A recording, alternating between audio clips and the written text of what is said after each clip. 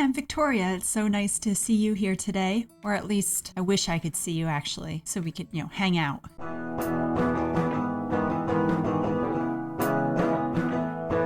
I'm only going to review a few books today. It's small for me, but one of them is a book that is just about to come out. So I wanted to make sure that I put this video out before it came out so you guys could maybe be anticipant of it and maybe want to purchase it and read it. I've never been here before. This is a book that I got an ARC of, and I was really excited about that opportunity because probably like 15 years ago, I started following Ashley Campbell's blog. I used to be a vintage fashion blogger. I love sharing photography, and Ashley is like really good at photography. And I remember even like when Instagram started to get big and she was trying to teach people how to take really good Instagram phone photos. And I was like, oh, that's really cool. Because of just following her blog, I loved how I got to learn about her family. I watched them grow up, all of her kids. She has 5 kids. And I watched so many of them as young children, and now some of them are adults, and it's just wild. I remember when she went to China a couple of times, and I just loved the photography of her travels. It was really inspiring because it just showed how beautiful the country is. So if you don't know who she is, she had homeschooled all her kids. She still homeschools them, and she lives in Oklahoma, which is actually a very good homeschooling state.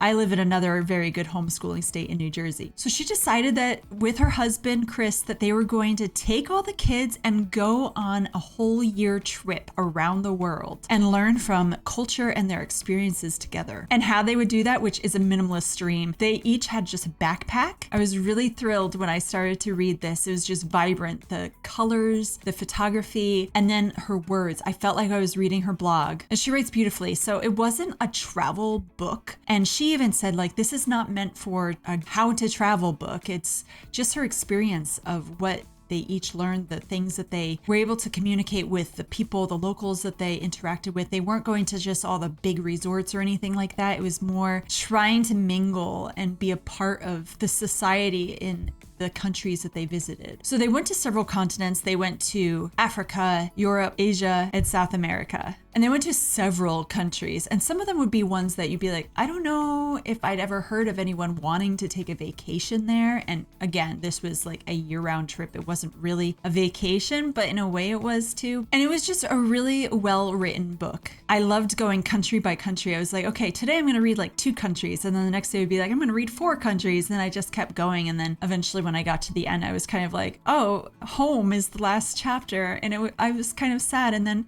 in a way that chapter was kind of sad, but it was happy too. But I felt like I kind of experienced a tiny glimpse into their lives. Now, if they spent a whole lot of time in each place, she had to compact it into just a chapter for each country. So she did her best to just do specific things about what maybe they learned from. And what I really love too is she went from youngest to oldest, including her husband, of the other people on the trip with her, to find out their experiences, what they learned from the trip, or what something was that they got from it. Now, again, they did this a few years ago, so it's been some time. Yeah, this book is coming out, I think, on the 8th. It is rare, very, very, very, very, very rare for me to give 5 stars. If you watched my last post, I said how I only gave 2 5-star ratings so far this year. And this one was also a 5-star read for me because I just was so invested in it. There were things that she learned about, maybe tragic things that happen in the culture and in the country. Even if she has a different religion than the other people, she was wanting to learn about what they believe, why they believe it. And it was just a way for them to have tea together, or way to have conversation. And I really thought that was incredible to think about how open she was to learning from others. And she wrote this in the book that she didn't want to have her own ideas about something. She wanted to know in a better form of how to learn about people. And that was definitely my favorite part about the whole book. Now, I've never been out of the country, so I loved this. And I felt like if I were to ever go to any of these countries, I would want to try some of the foods that she mentioned, or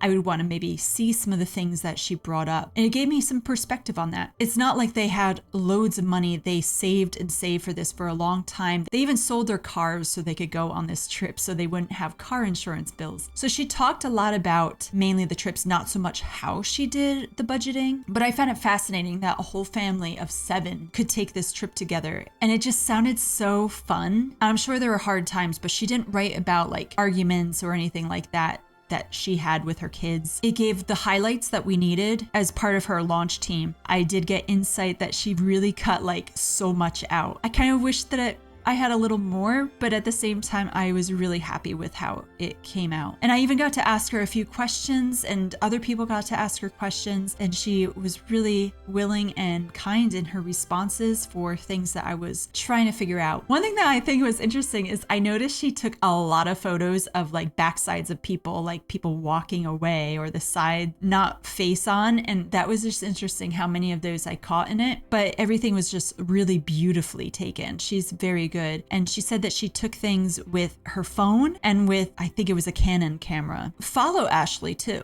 I learned a lot from this book. And it's interesting because for years I've read about different things in different countries. She goes, for instance, to Bosnia and Herzegovina. I don't know if I said that right, but I read in a few accounts from diaries to books about the situation that happened there in the 90s. And so that was interesting to me to read about what it was like for her to be in such a community-driven area, to also have like, oh, that's where the snipers were, and have a picture of a building that is war-torn, So things like that, it just was great to learn about. To places like the Philippines that had just gone through a really terrible hurricane, and they were there shortly after it, but how they were so willing to help people. It was really moving because I hope that I am kind enough to my neighbor, to someone, a stranger who would come to my area, that I could be like, oh, hi. But I feel like there's so much more welcoming in other countries than ours. And so to read that, it gave me a lot of joy, and it also made me kind of sad. So I got a lot from this, and I just thought it was an amazing book. Lady Susan, I read this. This is like a quick read, guys. This is short. This is my 5th Jane Austen book, so I'm getting there. Like a lot of people, I've only been reading Jane Austen for like 2 years now. I know that's crazy. And this is probably my least favorite of the books. And I don't mean that in a bad way, because all of her books are incredible. Her writing is amazing. It was just, I think maybe because the ending was a little weird, but I'm not going to say what the ending was. But I was just like, okay. It just seemed like fast and just like final, like, so this happened. And we were like, but why? How? But anyway, so Lady Susan, it's written through letters. I have a hard time with lots of characters. So I was like, okay, so this person wrote this person about this person. So at first I'm thinking, okay, Lady Susan is like the main person, so we gotta like her. So as I'm reading this, I'm learning about her sister-in-law that Lady Susan definitely doesn't like, and she doesn't like Lady Susan. Learning about her sister-in-law, Mrs. Vernon, I was like, I don't know. It just seemed like a lot of gossip when I was reading it. But then when you start to see the character of Lady Susan, and then how she treats her own daughter, and then, how she treats men, I was just like, this is not a very good person. And yet she has an amazing friend who has her, like, sticks by her side all the time. And I'm like, interesting. She could have potential, but she doesn't try to. I don't know. She wasn't a very great character. Like, it reminds me a little bit of how, like, in Gone with the Wind, you don't like the main character when you read the book. That's what happened for me. I was trying to weigh the pros and cons of the story, and I came away with it a little confused. And then I had to, like, look through and go like, what did I just read? So to give you a plot, Lady Susan, she is a widow, newly widowed, but she's young. She's in her like mid-30s, and she is beautiful and she looks younger. She goes to visit her brother. She starts to meet these other people, kind of ropes in these guys. But then this is a weird thing. There was a character who seemed interested in both her and her daughter, who's like 16, 17. And I'm like, ew, that's gross. Like, no. It's just basically about her trying to, I guess, go on to the next man and how her family reacts to that. That's the best way I could put it. I have been hearing about how the Jane Austen books are like a July thing. So I read my Jane Austen July book. I did it. Whenever Netflix put out this mini series or TV show, whatever you want to call it, of A Good Girl's Guide to Murder, I watched it and I thought it was incredible. I mean, there's language and the content that they talk about isn't that great. However, I loved the show and I was like, I need to read this book. So I went to the secondhand bookstore, and while there, they had this. So I picked it up and I was like, you know what? it's time. And it's funny. I got so hooked in this. I read this in 2 days. Actually, it was about 24 hours. If I go from when I started it to when I finished it, it was 24 hours. I got hooked. This is a 4.5 star read. This was so close to 5 stars, but the content is why I lowered it. But this is so good. There is a little bit of language, not loads. I mean, but the worst words you could think of definitely were used in this just for content. There is talk about suicide. There's talk about murder. There's talk about people having sex, teens drinking. There's talk about men with young girls. That I need to let you guys know that for in case you are like, I don't want to read something like that. But again, there's nothing graphic in here. They just talk about that this thing happened like in the past, and that and when it comes to like the drinking, the main character, she doesn't participate in the drinking, but you have all these teens. And what I didn't like is her parents were like, oh, your first time at a party with drinking is if it's no big deal. Like, it's a big deal. I'm sorry.